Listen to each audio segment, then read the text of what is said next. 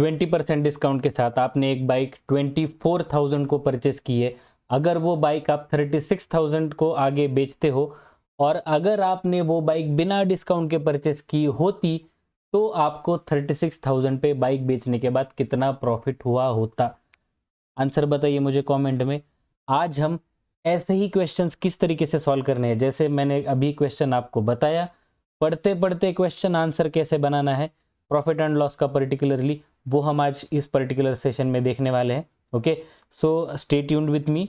आज हम देखेंगे इस पर्टिकुलर टॉपिक के बेसिक्स और क्वेश्चन सॉल्व करते वक्त आपके दिमाग में किस तरीके से कंसेप्ट्स घूमने चाहिए ताकि आप सिर्फ और सिर्फ क्वेश्चन रीडिंग से ही आंसर निकाल पाओ। ओके, तो स्टे ट्यून्ड।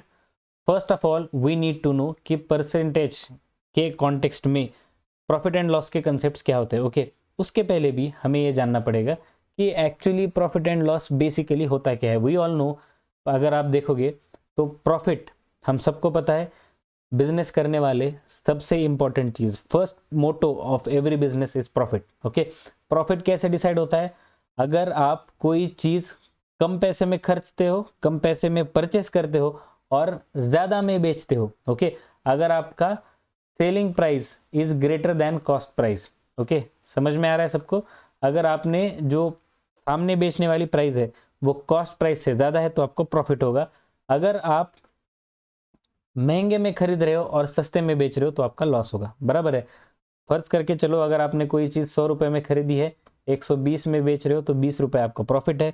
100 रुपए में खरीदी है और 80 में बेच रहे हो तो 20 रुपए आपका लॉस है। As simple as that. Okay, profit and loss ये इंपॉर्टेंट कॉन्सेप्ट है। Then discount. ओके, ये इंटरेस्टिंग पॉइंट है, आप इसे थोड़ा सा अपने रियल लाइफ में अप्लाई करके देख सकते हो। डिस्काउंट बेसिकली होता क्या है? Mark price.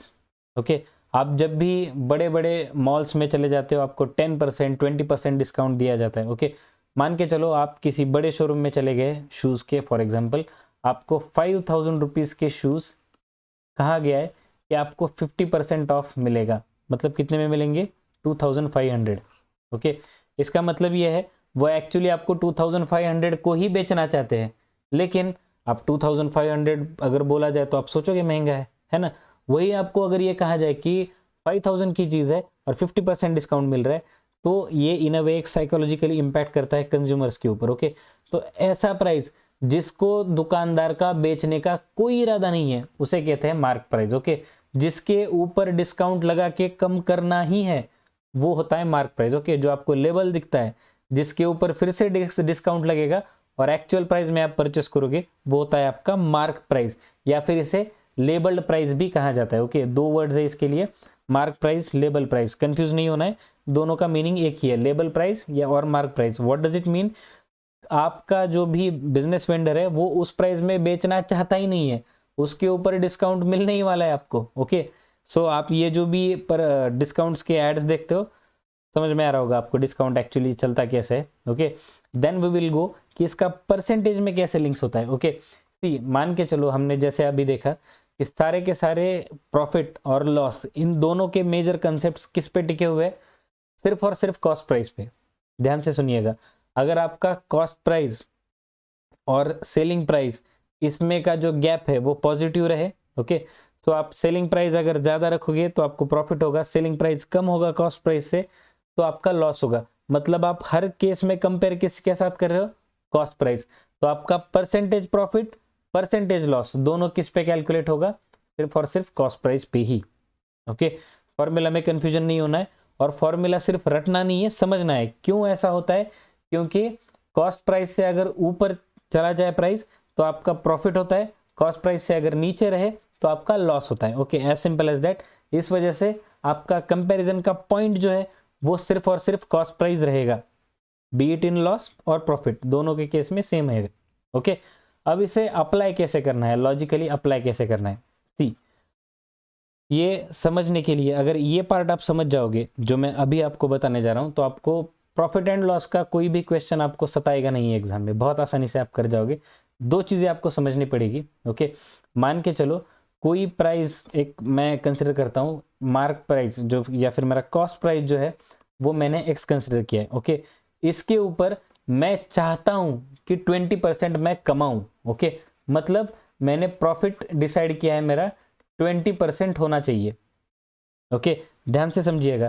तो इसका सेलिंग प्राइस मैं कैसे बनाऊंगा कि x प्लस 20% ऑफ x बराबर जो मेरा कॉस्ट प्राइस है उसका फिर से 20% ऐड करके मैं सेलिंग प्राइस बनाऊंगा, या फिर इसे ऐसे भी लिखा जा सकता है कि selling price is equal to 120% of x। समझ रहे हो?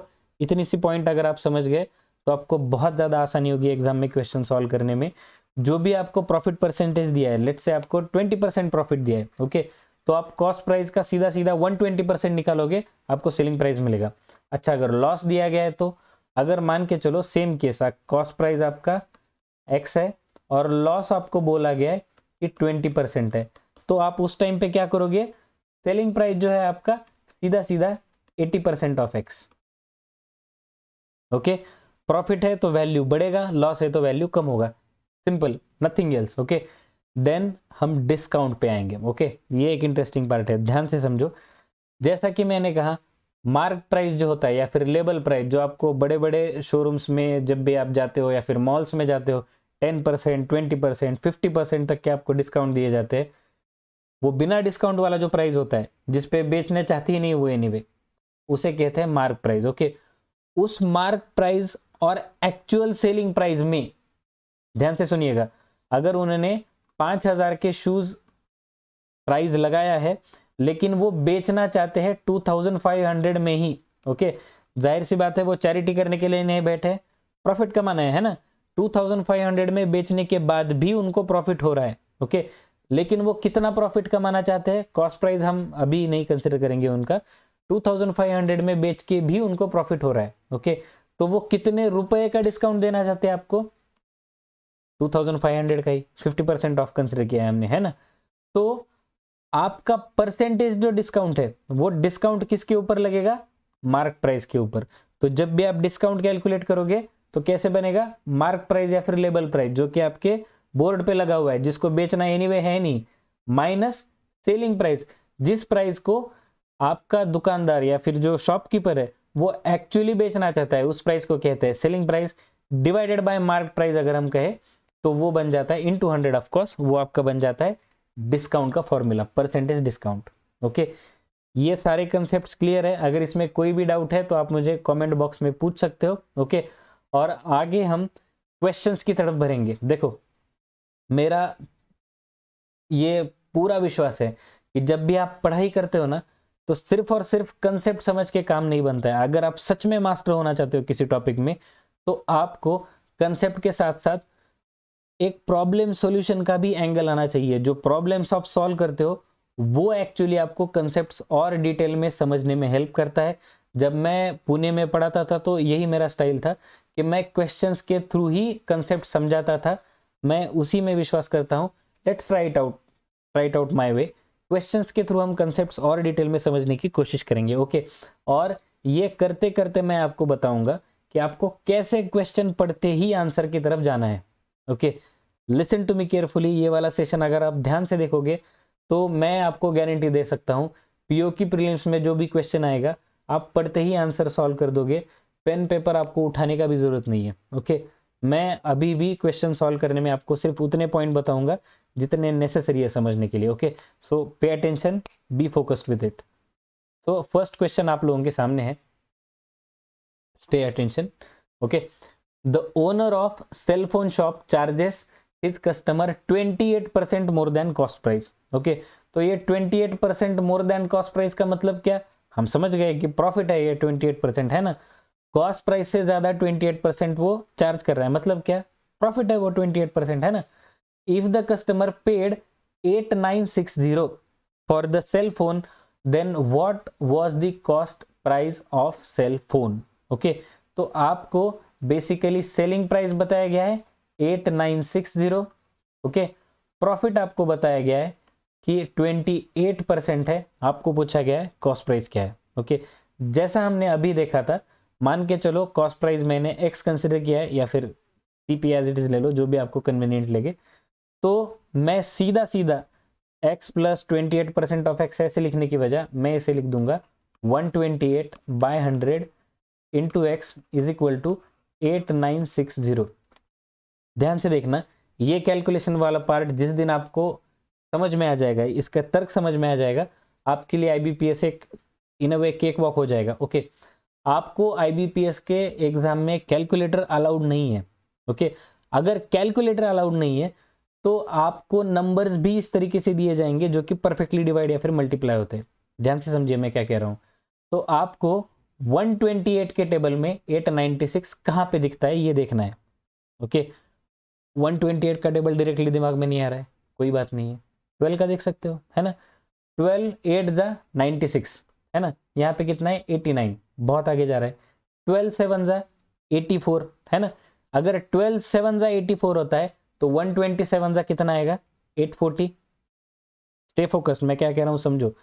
127 जा ओके, 12 7 जा 84 आता है, 127 जा 840 आएगा, एंड 8 7 जा 56, 840 plus 56 896। Is it okay, right. तो ये आपका बनेगा 70। ओके, तो आपका जो x का वैल्यू है वो 100 इंटू 70 7000 हो जाएगा। ध्यान रखना, आईबीपीएस में आपको कितने भी नंबर बड़े पूछे जाए, बेसिकली आपका जो सारा कैलकुलेशन है वो विदाउट कैलकुलेटर होने वाला है। तो आपको ये कहीं ना कहीं मान के चलना पड़ेगा कि आपको नंबर ऐसे दिए जाएंगे जो परफेक्टली डिवाइड मल्टीप्लाई होते हैं। ओके, तो मैं सीधा इस एंगल से सोचने लगा कि 128 के टेबल में 896 कैसे लाया जाए। ओके, दो तरीके इसे सोचने के। एक तो यूनिट प्लेस के हिसाब से आप जा सकते हो कि यहाँ पे 8 दिख रहा है, 8 के टेबल में यूनिट प्लेस 6 आए, ऐसा कौन सा मल्टीपल बनता है, 8 7 जा 56, ये एक हिंट हो सकता है आपका। नहीं तो 12 का अलग से या फिर 8 का अलग से ऐड करके भी आप कर सकते हो, विच एवर वे। लेकिन अगर आप इसे क्लासिक वे में 4 से डिवाइड 2 से डिवाइड, आप गेम से बाहर हो फिर। ओके, मार्क माय वर्ड, ऐसे नहीं चलेगा। आपको कहीं ना कहीं ये इंटेलिजेंस आपका फ्लरिश करना पड़ेगा, आपको नंबर्स के साथ खेलना पड़ेगा, तब जाके क्वेश्चंस आपको मज़ेदार लगेंगे, तब जाके आपको एग्जाम सॉल्व करने में एक कॉन्फिडेंस आएगा जो आपको रिजल्ट देके चला जाएगा। ओके, सो यहाँ पे आपका आंसर बनेगा 7000। नेक्स्ट क्वेश्चन की ओर हम चलते हैं। ध्यान से देखो, अगेन इंटरेस्टिंग, पूरा का पूरा कंसेप्चुअल क्वेश्चन है। ए sold an article with 10% lost on the cost price. Okay, cost price पे 10% लॉस करके एक ए ने एक आर्टिकल बेचा है।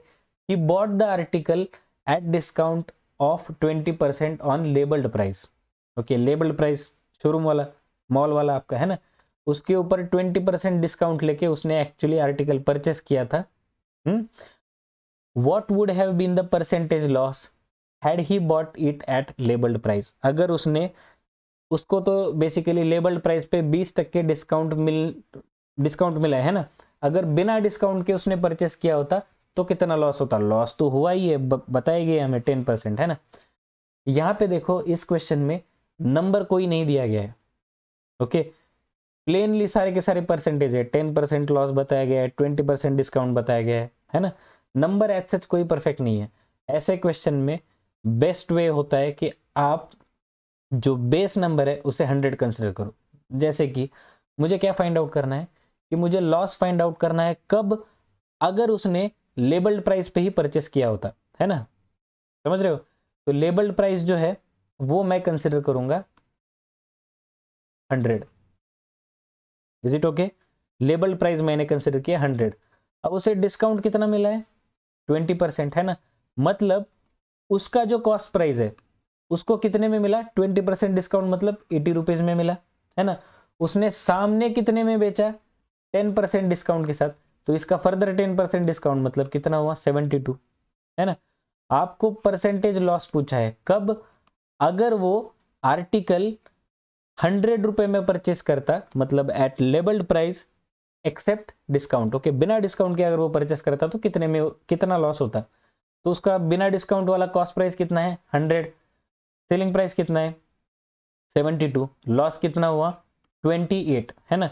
तो divided by cost price into 100, आपका आंसर बन गया 28%। आसान है, कोई दिक्कत नहीं है। इज इट ओके, आप सिर्फ नंबर के साथ खेलो और मार्क माय वर्ड्स, ऐसे नंबर जहां पे आपको नंबर नहीं दिया गया है, सारा का सारा परसेंटेज में खेल है, 100 बेसिस मान के चलो, आपका क्वेश्चन बहुत आसानी से सॉल्व होगा। Okay, next question again, Amit bought 12 eggs for rupees 16. For how much should he sell one egg to get 50%? Okay, अगर 12 eggs वो 16 रुपीज़ में परचेस करता है तो कितने में उसे एक अंडा बेचना चाहिए, वन एग बेचना चाहिए, ताकि उसे 50% प्रॉफिट हो। ओके, अब दो तरीके इसे सॉल्व करने के। एक तो चले जाओ बेसिक में, जो आप पढ़ते रहते हो, आप लोगों को पढ़ाते रहते हैं कि सिंगल पीस की प्राइस निकालो, एक अंडे की प्राइस निकालो, उसमें 50% ऐड करो, वगैरह वगैरह वगैरह। लिसन टू मी, आप अगर 12 अंडे, उसमें से एक अंडा बेच के 50% प्रॉफिट कमा रहे हो और 12 अंडे बेच के भी 50% प्रॉफिट कमा रहे हो, तो एक अंडे की प्राइस पे मैं जाऊंगा ही क्यों, इसके ऊपर ही 50% ले लूंगा, बराबर है।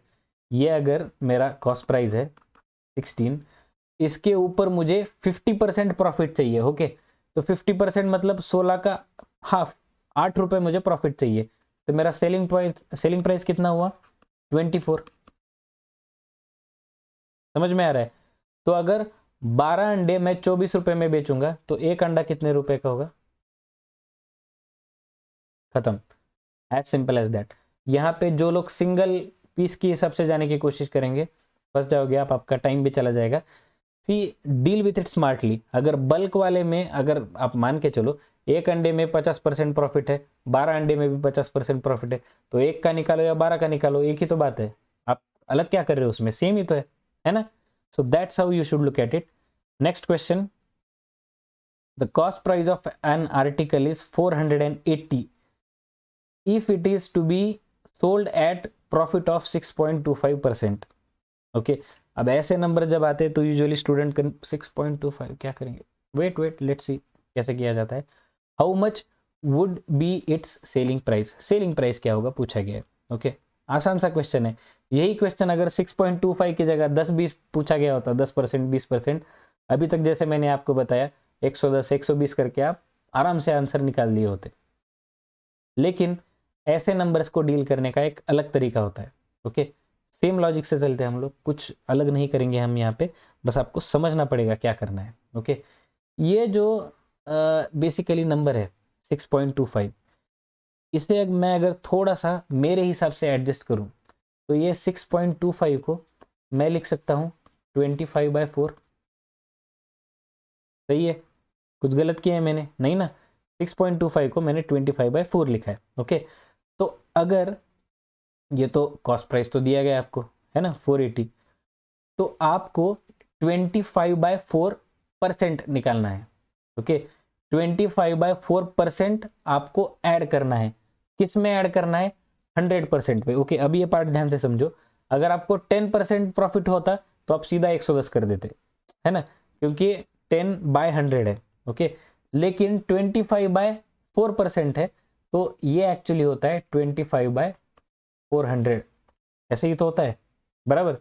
सो ये 25/400 है, इस वजह से मैं इसको कंसिडर करूंगा कि ये, जैसे कि आप 25% में 125 कहते हो, क्योंकि ये 25/100 नहीं है, 25/400 है, मैं इसे कंसिडर करूंगा 425/400, एज सिंपल एज दैट, कुछ नहीं है इसमें। ओके, इनटू 480 जब आप करते हो, ये 0 0 कैंसल्स, 4 10 जा, 4 12 जा, 5 2 जा, देन 5 8 जा, एंड 5 5 जा, देन अगेन आपको यहाँ पे मिलेगा 6। सो 6 5 जा 30, 0 कैरी 3, 6 8 जा 48 प्लस 3 510।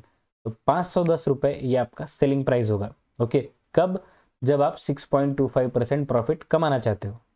ओके, आई होप ये सारा का सारा कैलकुलेशन पार्ट क्लियर है। अगर इसमें किसी को भी कोई डाउट है तो मुझे कमेंट करके पूछ सकते हो, क्योंकि ये चीज़ें मैं समझ सकता हूँ उतनी आसान है नहीं, लेकिन मैं रिकमेंड करूँगा कि अगर आपको अभी तक पार्ट समझ में नहीं आया तो प्लीज़ एक बार फिर से सेशन को देखिए, समझ में आएगा। जिस पार्ट में आपको दिक्कत आती है पॉज करके देखिए, आपको डेफिनेटली समझ में आएगा। एंड फाइनली मैंने आपके लिए एक होमवर्क में क्वेश्चन रखा है। ये क्वेश्चन और ये तरीका मैं चाहता हूं आप लोग समझो। आपको जो ऑप्शंस दिए जाते हैं, ओके, ये बात आप ध्यान से समझो। आपको जो भी एग्जाम में ऑप्शंस दिए जाते हैं उसी में से एक आपका 100% आंसर है। आप समझ रहे हो इस बात का मतलब क्या है? जो नंबर्स आपको दिए गए उसमें से ही एक आपका आंसर है। तो आंसर के थ्रू भी आपको जो ऑप्शंस दिए उसके थ्रू भी आप एक्चुअल आंसर तक जा सकते हो। ओके, तो इस क्वेश्चन में मैं चाहूंगा कि आप लोग ऑप्शंस के थ्रू आंसर की तरफ चले जाओ। जो लोग सॉल्व कर पाते हैं, जो फर्स्ट क्वेश्चन मैंने पूछा था और ये वाला क्वेश्चन भी, दोनों के आंसर मुझे कमेंट सेक्शन में बताओ। अगर ये लास्ट क्वेश्चन आप में से किसी को सॉल्व नहीं होता है या फिर आपके इसके ऊपर डाउट आते हैं तो मैं सिर्फ इस क्वेश्चन के लिए अलग से एक शॉर्ट्स बना के आपको दे दूंगा। ओके, लेकिन प्रोवाइडेड मैं चाहूंगा पहले आप इसके ऊपर सोचो, टाइम बिताओ, सीरियसली अटेम्प्ट करो। अगर नहीं आता है then ask me in the comment section, I am more than happy to help you all. Okay, और आने वाला वक्त IBPS PO की प्रीलिम्स बहुत नज़दीक है। मैं चाहूँगा आप लोग अपनी जी जान से मेहनत करो। ये जो आपका समय है, अभी जो 15-20 दिन 25 दिन बचे आपके एग्ज़ाम में, ये आपके लिए एक गोल्डन पीरियड है। ओके, इस पीरियड में अगर आप उतनी मेहनत करते हो जितने की आप सोच भी नहीं सकते, तो आपको वो रिजल्ट मिलेंगे जो आप कभी सोच भी नहीं सकते। Okay, so this is how it works. आपको अपने एफर्ट्स के लिमिटेशंस क्रॉस करने हैं, तब जाके आप अपने रिजल्ट्स के भी लिमिट क्रॉस करते हुए देखोगे। Okay, this is Aditya Deshpande signing you of and wishing you all the best for your future. Okay, thank you, thanks a lot guys.